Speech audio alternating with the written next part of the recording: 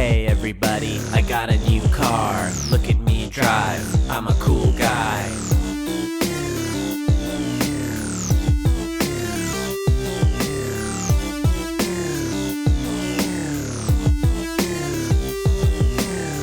Last night, I killed my neighbor. His name was Steve and I stole his car. Steve's body is in the back seat. It smells really bad and I don't know what to do.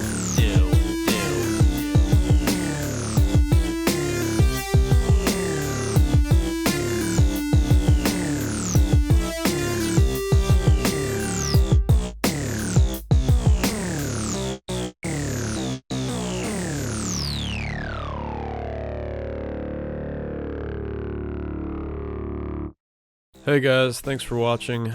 Please don't ever kill anyone and steal their car, unless you really have to, but try not to. Please like this video if you liked it, leave a comment, follow me on Facebook, Twitter, and Instagram, and subscribe to my channel if you haven't already, and I will see you next time.